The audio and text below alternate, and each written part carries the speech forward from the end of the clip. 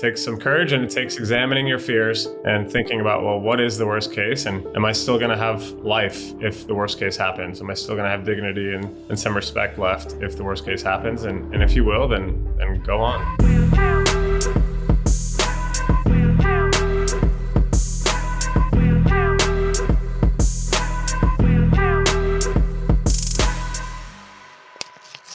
And welcome to the 0 to 100 podcast. This is your main host, Travis Dillard, and with me are my two sidekicks, Mitchell England and Gabriel Hamill. And in case you missed the intro, the 0 to 100 podcast is all about scaling a cash flowing real estate portfolio to achieve time, financial, and geographical freedom. Time freedom being the operative word. We call it R1, retirement number one, generate enough passive income to cover all of your living and lifestyle expenses. And then you get to be like Mitch. You get to live like Mitch for the rest of your life. And I don't know if that's a good thing. So we've got bearded and bald. That's right. You lose all your hair in the process. Yeah. So we got a great guest today. I'm really excited about this. Today's guest is someone who truly embodies the 0 to 100 mindset. And his name is Jan. And he came to the U.S. as an immigrant with nothing but ambition and hustle, and like many, chasing the so-called American dream, which we've all been lied to, by the way, about that American dream thing. He worked hard, got educated, and landed what was supposed to be the ultimate prize, a stable corporate job. But deep down, Jan knew that there was much more to be had. So in 2017, he walked away from that steady paycheck and dove headfirst into real estate. Fast forward to today, Jan owns and operates a portfolio of 375 cash flowing units across the country, leads multiple real estate projects in Seattle, and is the founder of the Washington Real Estate Investing Facebook group with over 21,000 active members, connecting and building wealth together. And when he's not investing, Jan is out traveling the world, staying active, raising money for causes he believes in, and teaching others how to take control of their financial future through real estate. Jan, man, welcome to the show. We're so excited to have you. That's a pretty impressive resume. It's always, whenever you're feeling pretty good about yourself, just introduce some of these guests that we've been having on the show, and then it'll knock your ego down a little bit. So, hey man, we're excited to dig into your story. So welcome to the show. And where are you at today? Are you up in Seattle right now?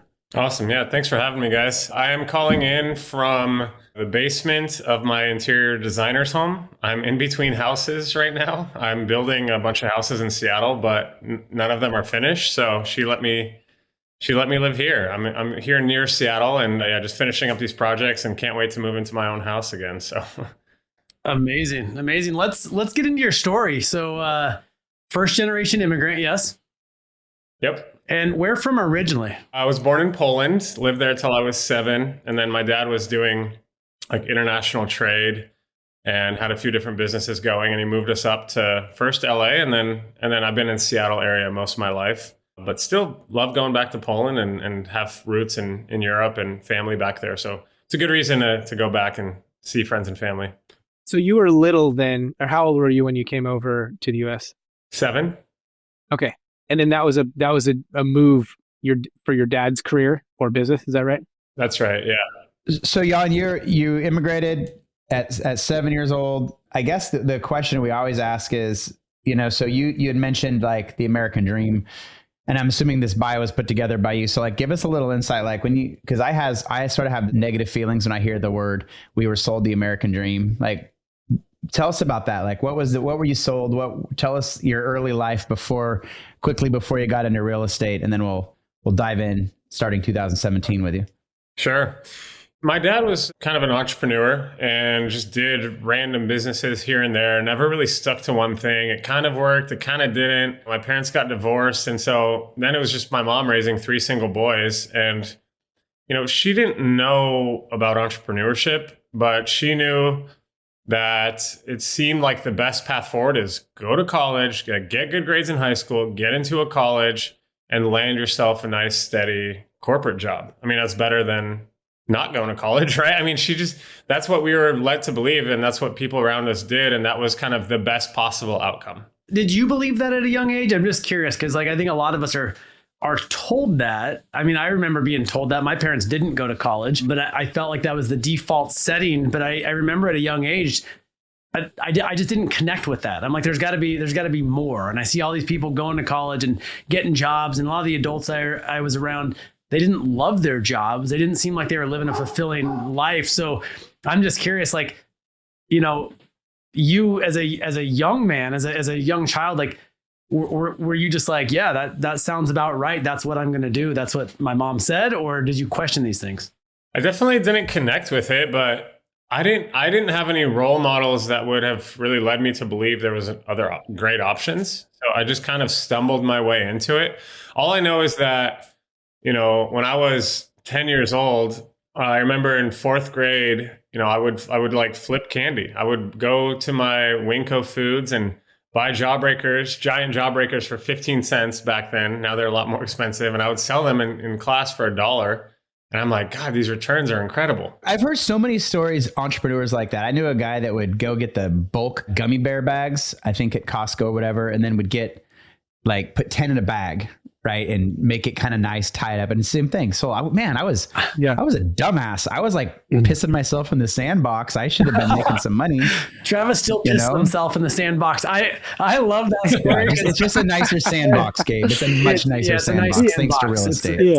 It's a nice sandbox. But I also sold candy out of my locker in 6th grade, but I didn't get lunch money. So I had my friend who got lunch money actually funded the candy purchase, and then we would go sell it at school for more and split the profit. So I love it. Anyway, candy. OPM, other people's money. Yeah. I didn't piss myself in the sandbox. I did sell gum. I went to Walmart and I got the big packs, and then I would sell them on the playground. But I got shut down one time because I had like a coat and I'd open it up like a drug dealer, and they're like, all right, buddy, that gum isn't allowed. So then I had to sell on the bus. I sold on the bus for a while, and that was interesting because there was like another guy in the back selling his grandpa's pills, and that was like the true.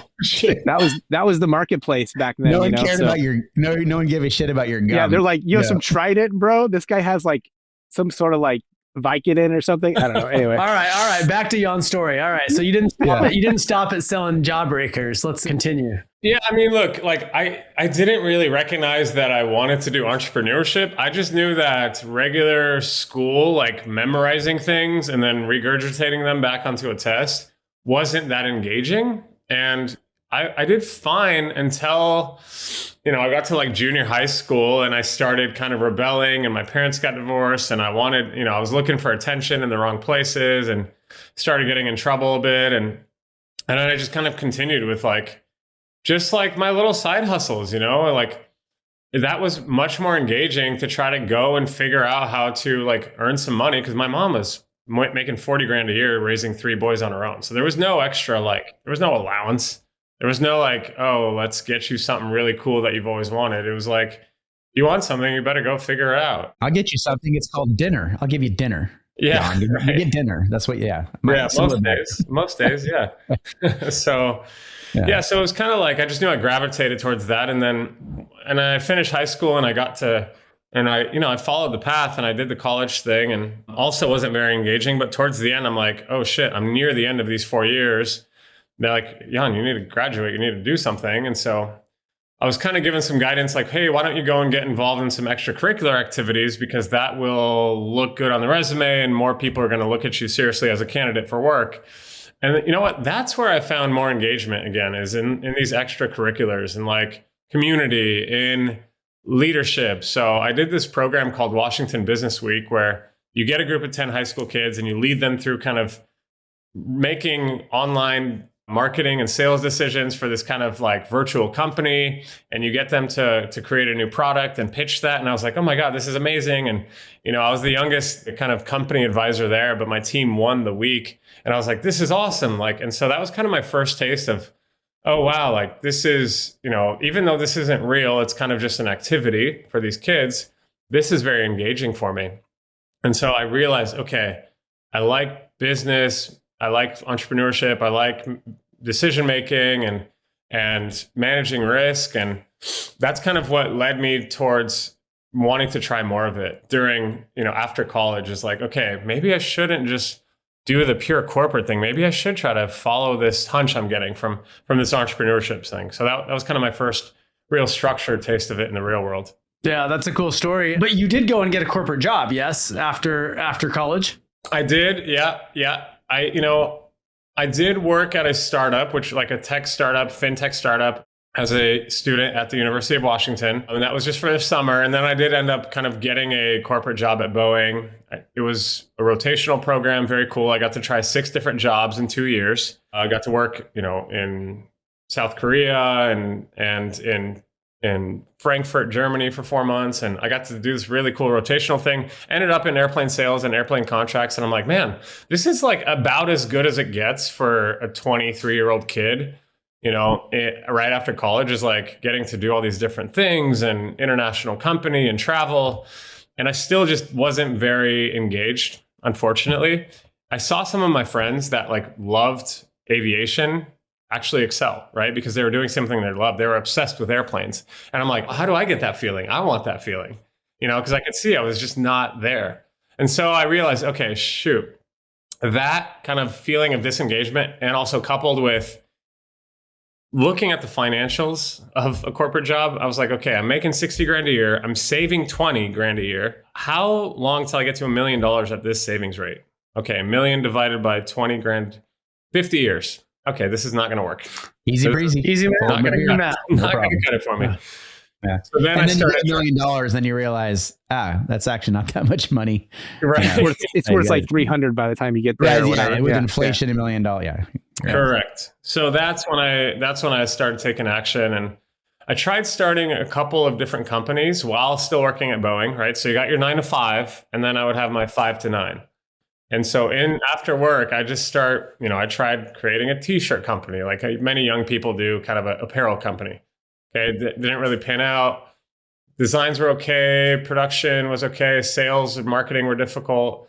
And then I tried creating a watch and selling watches, and we sold some, but it wasn't making real money. And I was like, okay, I'm going to try buying a house and renovating it and renting it. I see a lot of people make money with that. So I found my first house on Craigslist. After going to meetups for about 6 months, and everyone's saying, well, Jan, what do you want to buy? And I'm like, well, just send me everything. And guess what? Nobody sent me nothing, because no one thinks of you if you're just open to everything. That's not memorable. Nope. And it sounds like you just don't know what you want. And so finally I defined my criteria as single family or small multifamily in Tacoma, under 500,000, with a light renovation that will cash flow $500 a month. And that was very specific. And once I defined my criteria and narrowed it down to those exact terms, and for those of you listening that maybe haven't defined your criteria, that's literally the first thing I teach to people once they start working with me, is first define your criteria. You have to know what you're going to buy. So what's the location? What's the asset type? What's the budget for the project? What's the value add plan? And what are the desired profit metrics? If you don't have all 5 of those pieces, you don't know what you're doing. Basically, you don't know what you're targeting. You have to know what you're targeting before you can find it. So then guess what? I found my first property that met all those criteria on Craigslist. I bought it, renovated it, super stressful. I didn't know what I was doing. Never, I didn't have any background in construction. Never bought a house before, but got it done, got it rented. That first check came in for rent, $1,650. My mortgage is $1,150. I'm like, I did it. Hit your target. I just made $500. Of course. You have arrived. I was like, yes, I'm rich. No, of course, I was like, well, okay, $500 ain't much. But if I just do that 10 times, then I would have 5,000. Now, of course, I wasn't counting, because I didn't know, maintenance reserves, CapEx reserves, I was managing it myself, right? Vacancy, I didn't think about any of that. Now I do. So in retrospect, that was maybe like $70 of cash flow, but it felt like 500 and it looked like 500 in my bank account. And so I was addicted right after that first property. And because I had defined my criteria so clearly, in my first 12 months of investing, I found 10 bought, renovated, 10 rental units that all of them met that criteria. In 12 months as a starter, you bought 10 houses. 10 rental units. So single family, duplex, triplex, fourplex. This is all during, you're working full-time still, right? For Boeing at this time, during that whole year? After I bought the first house, I basically quit immediately. People were like, you're an idiot. Love it. Speaking You're of, not an investor. You bought one house. Everyone No, can do that sounds like something all of us would have done. In fact, I think we might have done that. Like we kind of did that. But let's talk about that, because there's a mindset piece to that. Because you sound like in your mind you were an investor, right? Like I know that feeling of like, oh my gosh, $500 a month, cash flow positive, like you've made it, you did what you said you were going to do. And I know a lot of that was like you actually took action. A lot of people want it and aren't willing to take the kind of action that you took. And then that led to 10 more, 10 units. So talk about that piece, like your mindset when you took down that first deal and you proved to yourself, hey, I can do what I set out to do. And then how the next several deals flowed from there. Yeah. Here's most people's problem. People don't fully examine their fear. And because I help people examine their fear all the time, I get paid to do it. I thought I just was going to be a real estate coach and just teach people how to invest in real estate. But actually, I'm more of like a life coach. And I'm actually just helping people understand where their fear and anxiety and lack of action is coming from. And then like overcome that, right? And that's most people's problem. It's not a knowledge problem. Like they're smart enough to invest. They're smart enough to do it. They just have fear that they haven't fully examined. And what you need to do with your fear is just kind of keep asking like, well, what if that happened? And what if that happened? And what would that look like? How does that impact your life? And in most cases, like the worst case scenario is what you're trying to get to. And then you just need to think about like, okay, well, what if the worst case scenario happened with these actions? Am I going to lose my life? Am I going to lose my limb in life? Or am I just going to lose money? And in most cases, it's just that you lose money. And the thing is, if you're starting out in real estate investment, you're probably broke. So if you lose your money, well, you didn't have much money to start with. The downside is like so small. Literally. Then you have a job. Oh, I'm here now. I have a job. Yeah. So most people just struggle to fully examine their fear. They just let the fear kind of, what they say, fear is a mile wide and an inch deep. And that's kind of how it is for more people. Most people, they see this massive thing, but then if they actually step into it, it's not very deep. And so that's kind of how I felt. I was like, well, what's the worst case that can happen? I have $23,000 in savings. It took me 4 years of my life to save up 23 grand, pay off some student loans. I ended up with 23K. That's what I started investing with. Okay.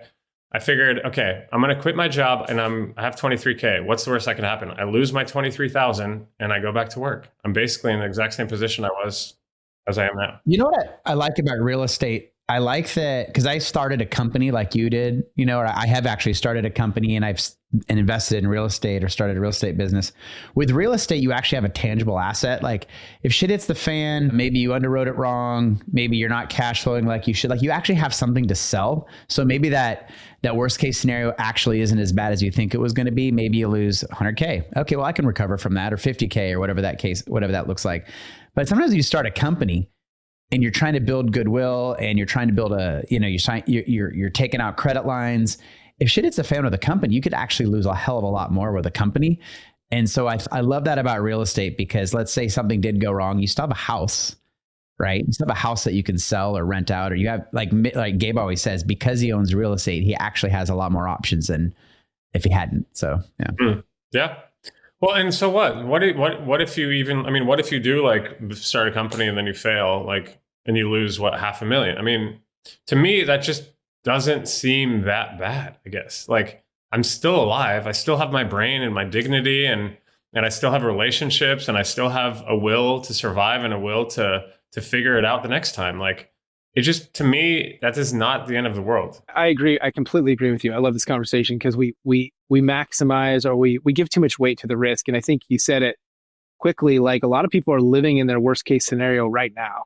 And I remember when I was working a job 60 hours a week, I had no life. My weekends were taken up. I finally came to that conclusion. I'm living in my worst case scenario, because if I go try to do this thing and I fail, then I just probably going to go get another job like this. And that is my worst case scenario. So anything I do is giving me an opportunity to escape my current worst case scenario. Maybe I lose a little bit of money along the way, but I come back to this job, versus I think a lot of people are like, oh, I'm going to be homeless, or I'm going to be this, I'm going to be that. And like, not really. That's not really a realistic calculation of risk. And so I love that. Also, like, what is the risk in losing money other than like you said, losing $500,000? Is it really that big of a deal? I don't really think it is. I think a big deal is when something goes wrong with health. That's a big deal. But if you have your health and you have your brains and you have your network, the other thing is losing your reputation. I think that's a big that's a big deal too. That's way further than money. Anyway, I love this conversation, Jan, and I love the way you look at that. Even if you do lose your money, you could still get a cup of coffee at Dunkin' Donuts and go watch the sunrise. Like life's still. Yeah, and live in like the nicest apartment in town and find a job for a little while and then do it again. Yeah, and I'm curious about how you kind of going back to that first deal and those next couple deals after tactically. How'd you finance that first deal? And then how'd you finance those next couple deals after that? Yeah. So look, this is one of my rules of investing, especially when you're getting started. This is a critical rule to investing. Buy equity by any means necessary. So that's how I bought 10 units with $23,000. I kept finding deals with positive equity, and then I bought them by any means necessary. So it doesn't seem like you could buy 10 rental units with 23 grand, but you can if you're willing to get creative. So the first house I bought, owner occupied, like 5% down. It was 134 grand for the house, 5% down. We got a seller credit. Anyways, my total cash into the deal was $9,300. I'm like, I can't put 9,300 of my own money into this. I only have 23. I need to buy more properties. So I split it with my brother. Okay. So I put in like whatever, 4,500 bucks. He put in 4,500 and we got a house for 130 that was worth 200 at the end of it. So we built $40,000 of equity for $9,500. Like who wouldn't do that? Right. We turned 9,500 into 40 grand. So I bought equity by any means necessary. I used whatever little amount of capital I had. I brought the value of finding a deal, renovating a deal, managing a deal. If you can do the 4 Ds in order, then you can buy unlimited amounts of real estate. Okay. So the first one is like, I call it driver. So define why you want this and exactly what you're going to buy. What's driving you forward. These are, again, done in order. First, define the driver, then find the deal. This is where people get real screwed up. They think they need the next two in order to find the deal. You don't. First, you find the deal, then you find the debt, then you find the dollars or the equity. Okay. People think I can't buy a deal because I don't have the debt, I don't have the dollars. It doesn't matter. I don't have debt and dollars either. But what I do have is finding a deal and knowing how to analyze and make an offer on a deal. And right now we make about 10 to 20 offers every single week on real estate. And once we get one of those, only then do we go figure out who can give me the loan for it, and then who can give me the 10 or 20 or 30% down cash that I need for it. So because I followed those 4 Ds in order, I was able to find my next deal. The next deal was a 4-plex, okay, that I found on market. It was under 500,000 in central Tacoma, needed some value add, and it was going to cash flow $500 a unit. So it met my criteria again.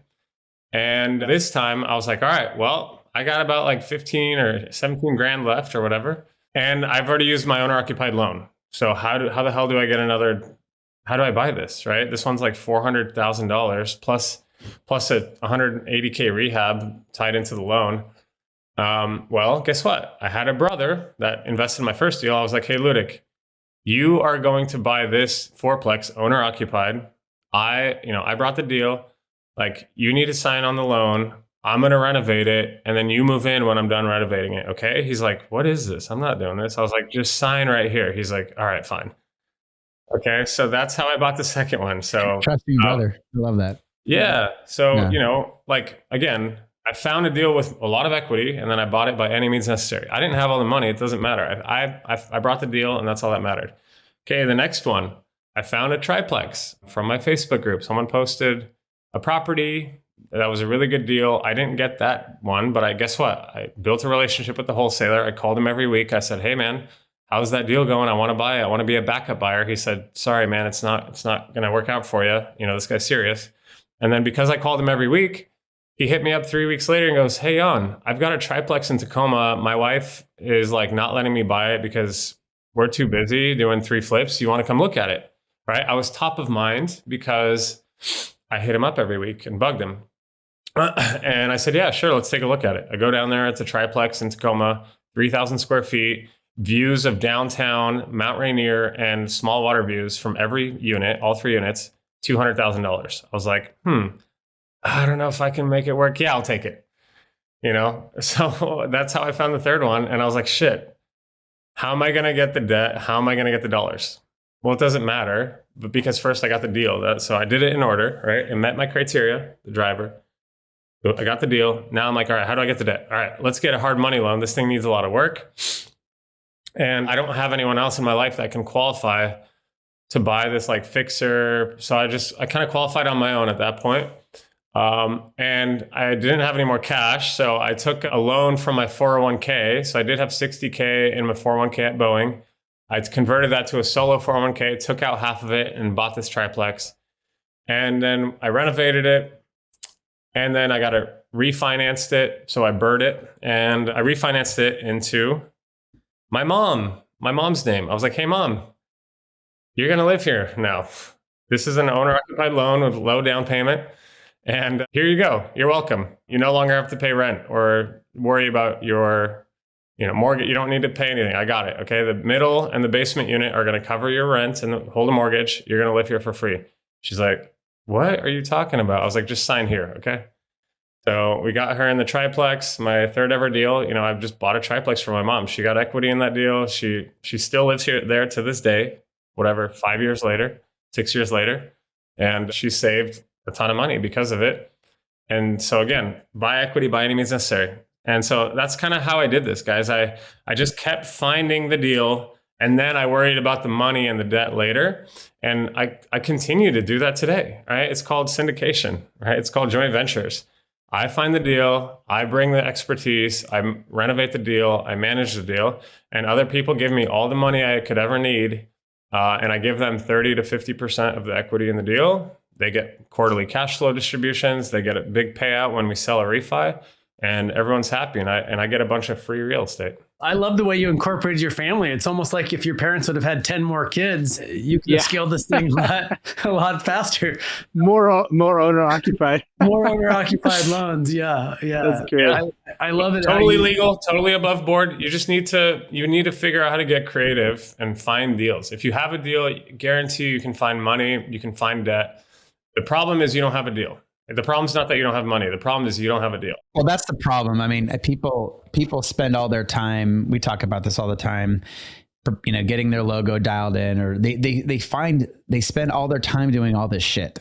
Whether it's talking to the lenders and getting the term sheets and all that stuff set up, where it's like what we've learned is, and I think most sophisticated or experienced real estate investors realize, it's all about the deal, man. The money will come, whether it's debt, whether it's equity, but you can't get the deal unless you can't get the deal unless you hone in on what you're really looking for. Because if you stand for everything, like you said, you stand for nothing. And so we talk about that with our mastermind groups. We talk about get really, really specific and niche down on an asset class, because when you're talking to someone, oh yeah, that's right. Mitch is the bald mobile home park investor, right? I remember Mitch, like he's top of mind with me. One quick question going all the way back after you quit your job. I love that you did your first deal and you're like, I'm out. I'm done. One deal. That reminds me of when I got my $1,500 a month cash flow positive, and I'm like, I'm retired. I'm retired. And my friends are like, what the hell are you talking about? I was like, I'm retired. My income, I'm poor as hell, but I'm retired. He's like, I'm gonna go get a gold grill now. Yeah. I'm retired. I got $1,500 a month. Well, so Jan, I have a question for you. Do you think you would have been able to buy 10 units in the first year had you not quit your job after that first deal? Because finding deals, sending LOIs, underwriting deals, like it does take time. And I think we always talk about this, time is the most valuable asset. And if you're still giving 40, 50, 60 hours a week to Boeing so you can benefit their shareholders, you're not giving yourself that time to benefit your own self. And you are your biggest shareholder. So do you think you could have acquired 10 units had you not quit your job? I don't think so. No, I don't think so. I think I could have done one more deal that year, but I don't think I could have gotten to 10. And I did a flip and I did 2 wholesales, right? So it was kind of like a bunch of little things, and I focused on my Facebook group and building community and adding value to others and answering questions in groups and going to meet up. Like, it's not just like, can you find a deal? It's like, can you be a part of the community? Can you build relationships? Can you do all this other stuff that is also helpful to your journey? So I don't think I could have done that without. Well, I think that's interesting too, though, because we have focused on the deal, but I know you've done a really good job at building some thought leadership in building your network. I've known about you and we've connected a couple years ago now through your network, through your Facebook group. So it's like, I think anyway, I don't want to discount that. I think you've done a really good job, building that network of people that can provide capital or debt or deals or whatever that is. With that, I'm curious, at what point was it that first year that you started to think about, hey, I need to like build a network as well or get my name out there? When did you start the Facebook group? When did you start kind of getting active on the network side? Yeah. So look, I'm a go all in kind of guy. So I started the Facebook group before I even bought my first house. Yeah. I was just like, okay, I'm a real estate investor now. What do real estate investors do? Right. I was on BiggerPockets and then I saw some Facebook groups that weren't that good. So what I did is I would go to all the meetups, like I told you guys. I just go to every meetup I could, ask successful people what they were doing, and then just try to blatantly copy one of those strategies. Not even try to be creative. People, when you're getting started, it's not the time to be creative. It truly is not. When you're first getting started, you need to blatantly copy somebody else's strategy and also stop being so damn arrogant. I see so many new people that are so arrogant. They just think they know what the best thing to do is, and they have no clue.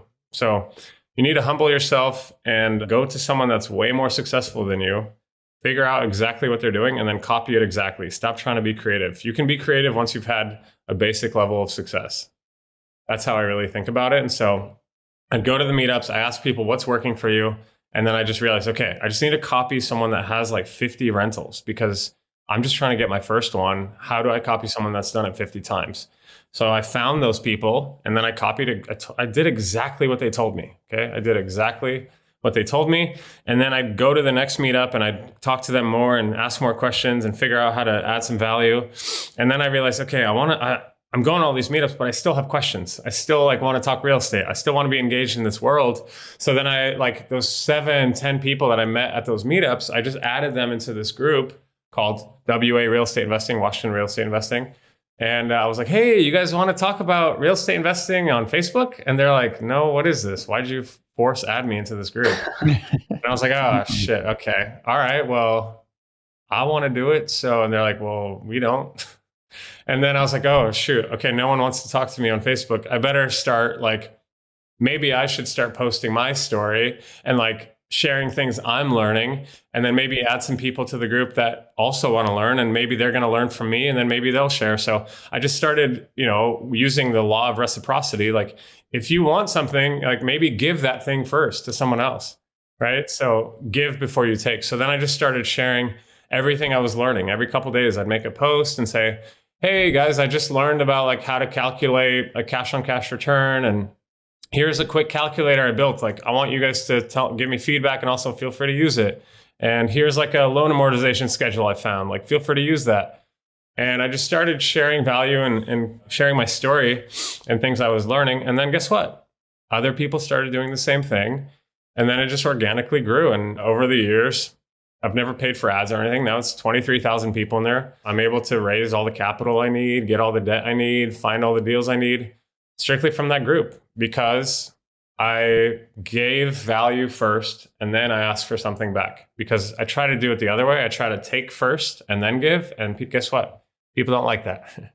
It's a lot easier if you give first. Jan, when I hear this part of your story, there's a few things that really stick out to me. One, going back to Travis's question of hey, if you didn't quit your job, would you have been able to take down these 10 units? I mean, to me, it was burn the ships and not only committed, in that, hey, you quit your job, but it's almost like you took on the identity of a real estate investor before you ever even did that first deal. And I think that's a huge mindset hack. You believed it was possible for you. In your mind, you were a real estate investor and this is what you were going to go and pursue. And then I love that you chose to just get around people that were already doing what it is that you wanted to do. And, real estate investing isn't something that most people are making up. There's other people that have been doing this for hundreds and hundreds of years. And you saw the value in getting around the right people and asking the right questions. And it's amazing when you put yourselves in those situations, you can really, I like to say you compress a lot of time frames getting around someone that's 1, 2, 10 steps ahead of where it is that you want to be and asking the right questions. And so, and then just leading with value, leading with, you shared your journey, you documented your journey opposed to just, like, what can I get from other people? You shared your story, and that probably resonated with a lot of people because, like everyone that starts in real estate, you start with no properties, right? And you do one, and that's a proof of concept, and then you build your reputation, and you build some equity, and you kind of you keep going, but you're willing to document that and share that with other people. And I just want to highlight that part of your story because I think that humbleness and that willingness to show up to meetups and start a Facebook page when there was 7 of you and those other 6 didn't even want to be in the group, and now that's led to a community of people that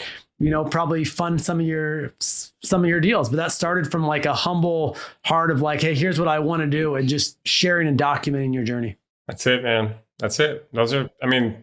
Anyone can copy my steps to success. Any of you listening now, you can do all of those same things. I mean, there's nothing stopping you from doing each of those things. It takes some courage, though. It takes some courage, and it takes examining your fears and thinking about, well, what is the worst case? And am I still going to have life if the worst case happens? Am I still going to have dignity and some respect left if the worst case happens? And if you will, then go on. You're a coach, and you help people out, which I think is fantastic. And question I have for you is, you mentioned you've been talking about examining your own fear, which, by the way, I think that was also a Dale Carnegie thing, which is cool. Like, what is the worst case scenario? Like, oh, well, if you really think through it, it's not the end of the world or the end of your life or limb.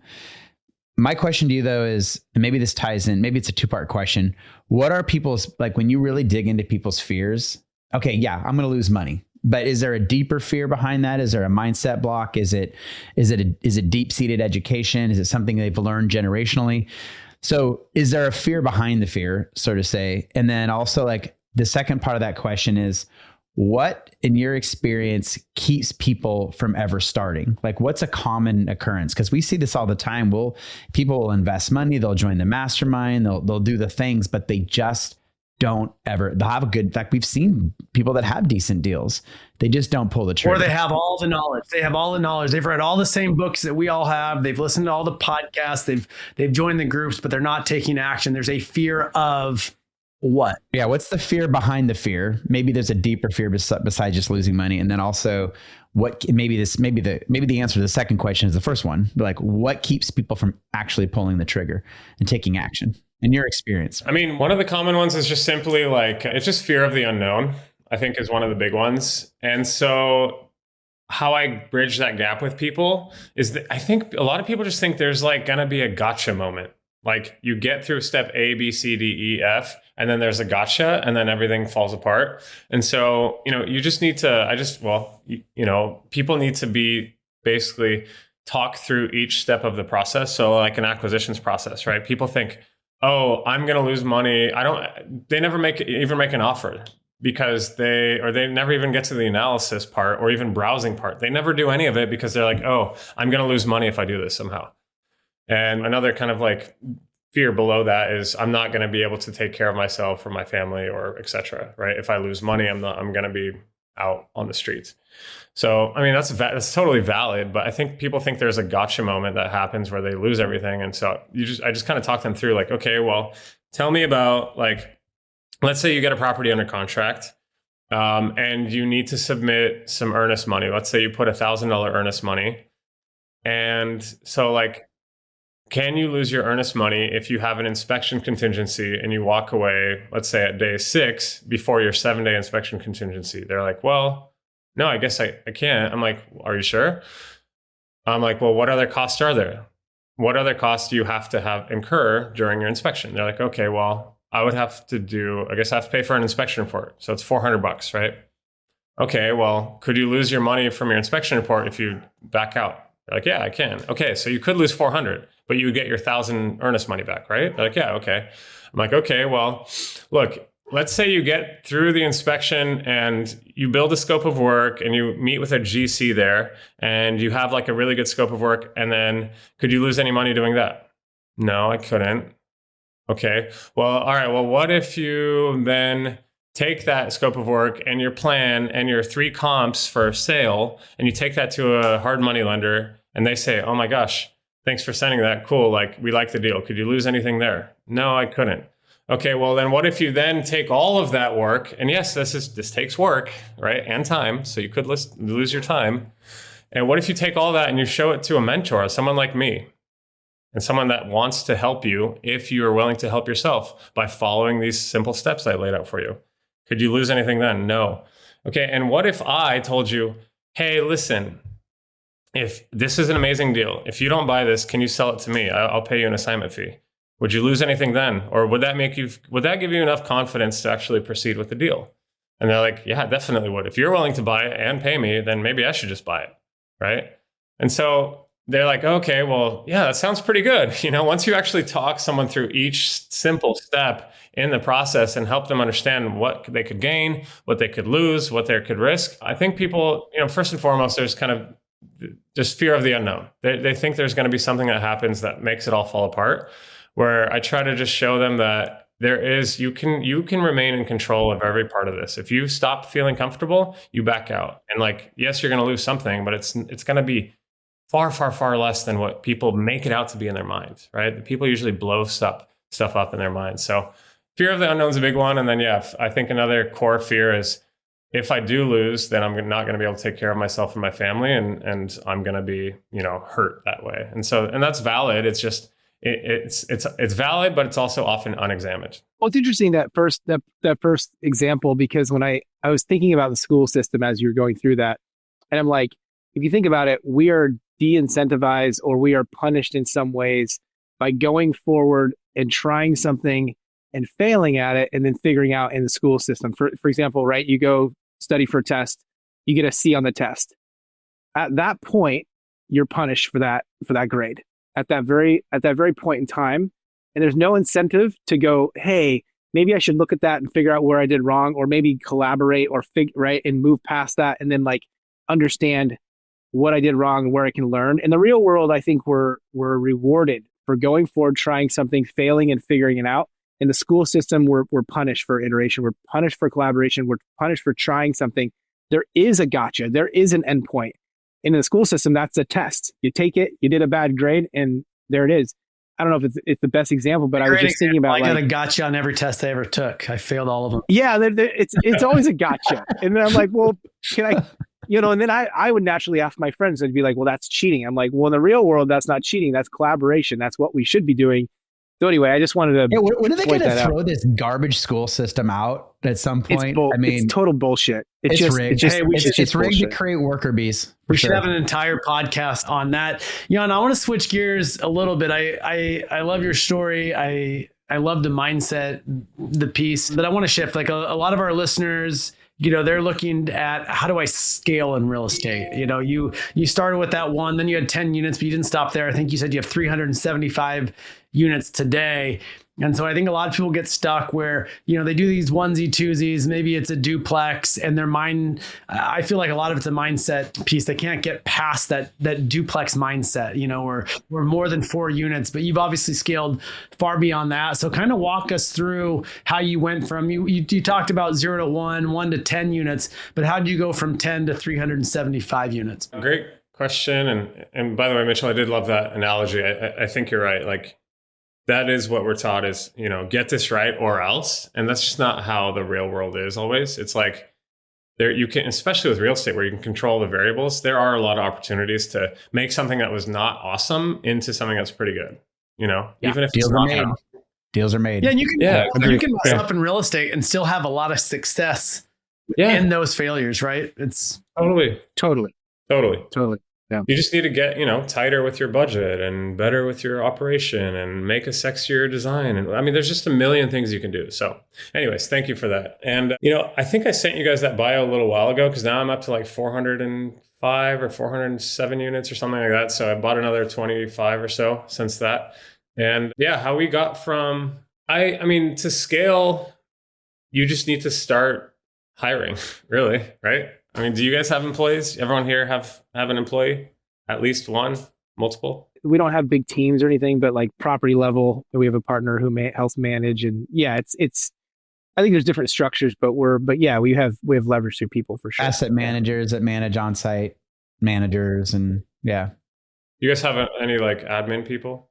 I personally hire all third-party property management, so I'm pretty hands-off when it comes to that. That was intentional. I don't want property management in-house, so I have all third-party property management, and then great agent broker relationships to really allow me to have a lot of my time. And then I have one W-2 employee that kind of two-part runs one of my RV parks full-time in the busy season, and then he does some renovation type maintenance stuff for my property management companies in another location during the summertime. So yeah, I mean, that's how you scale. You leverage one of a few things. You can leverage people, capital, technology, processes. Those are some of the things you can leverage. So you just need to think about, what should I start with? What can I leverage first? So to leverage people, and you guys are all leveraging people, whether it's asset management, property management, some admin work, some maintenance. So, I mean, that's why we make big bucks in doing like a flip, is because you're leveraging the capital of somebody else, right? A hard money lender, maybe an equity partner. You're leveraging the people with like general contractors, subcontractors, title people, attorneys, right? So like even a simple flip has a lot of leverage built in. Now you need to think about, how can I leverage that with like scaling up to a bigger asset class or buying more at a time. It's all just leverage. So that's how I've scaled, is just leveraging other people's time, experience, processes, capital, skills, etc. So if you currently don't have any employees, you should get some employees. Everyone listening here, if you already own a property or two, I promise you can hire an employee. And what that looks like is somebody on Upwork for, $5 to $8 per hour that you can start having do repetitive tasks that you currently do. So we all do things every week that are the same as the previous week. And we just think, okay, I better keep doing all this myself because I'm the only one that can do it.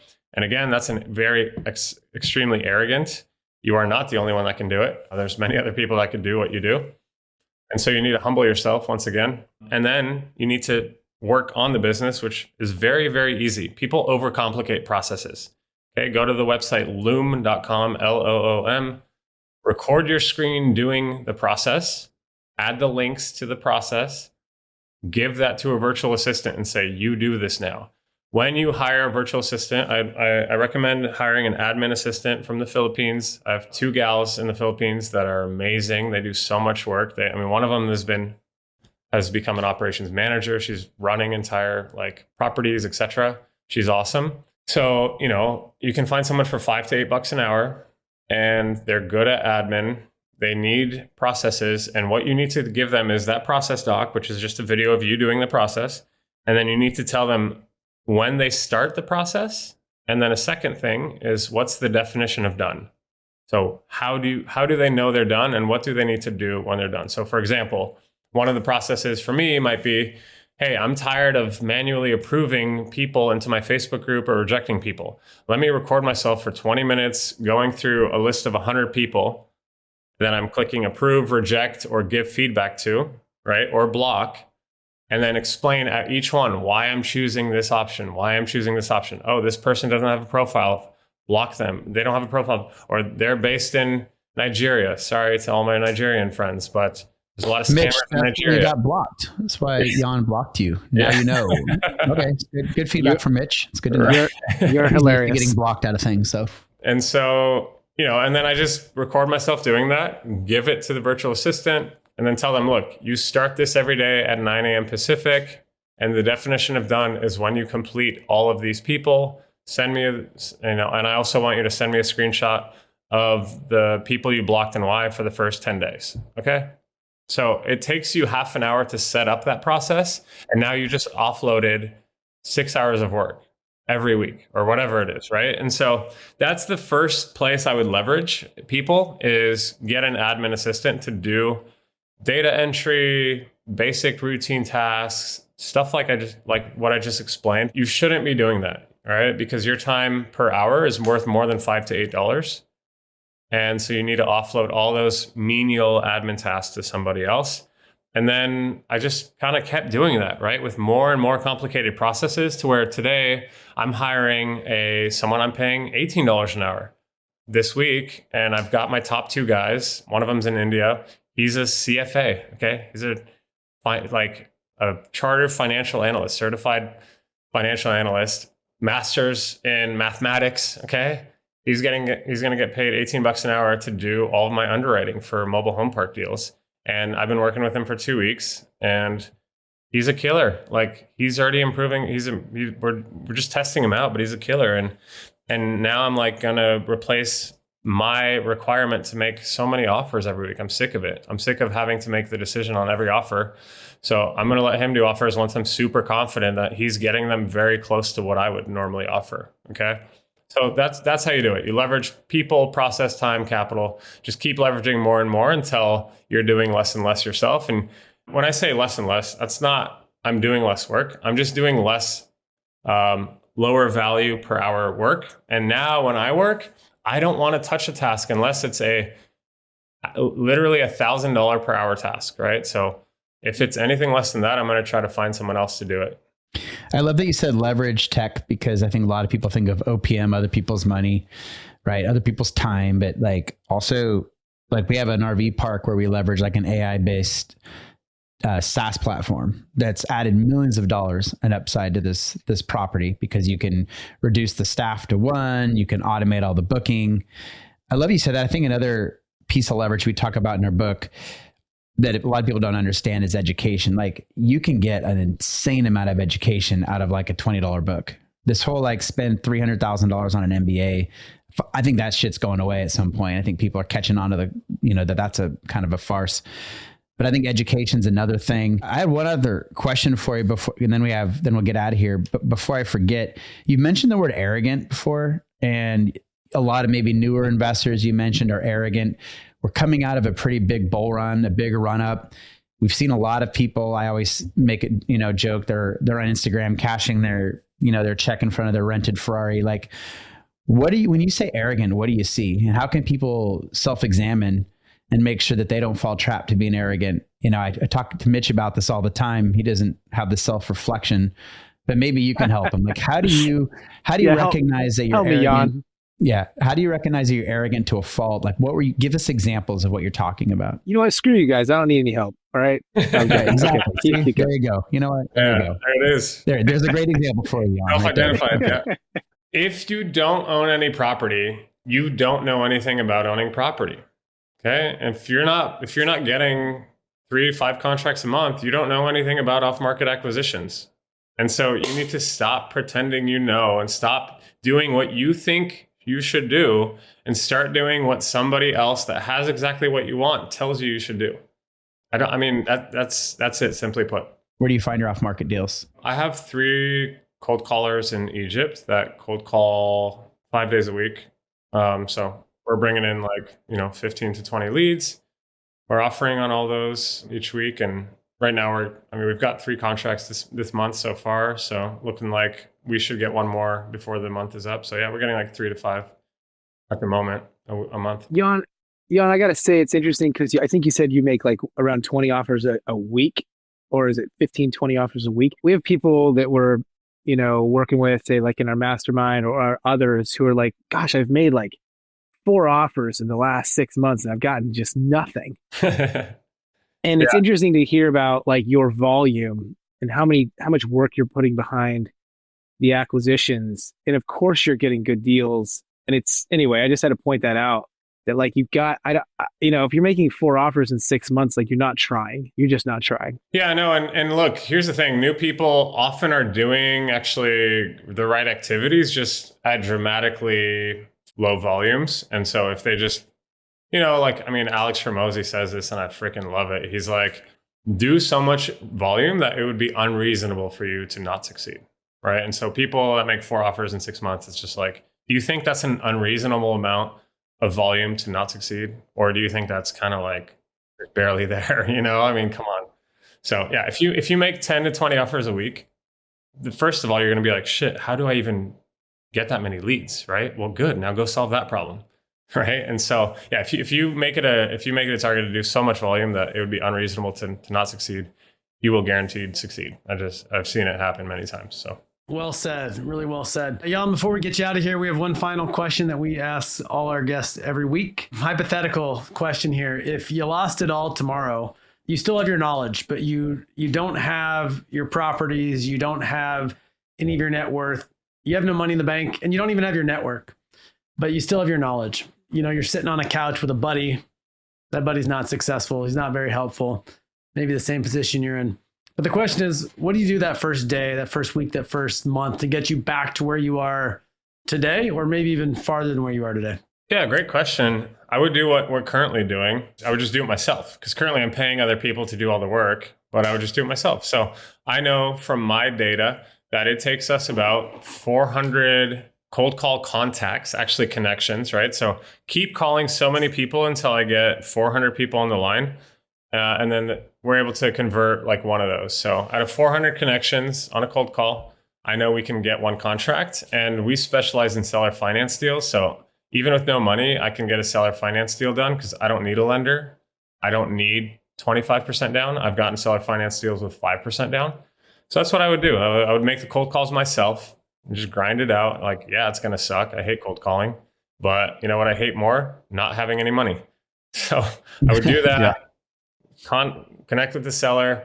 Because I'm much better on a phone than my Egyptian cold caller, I could probably do it in 200 connections.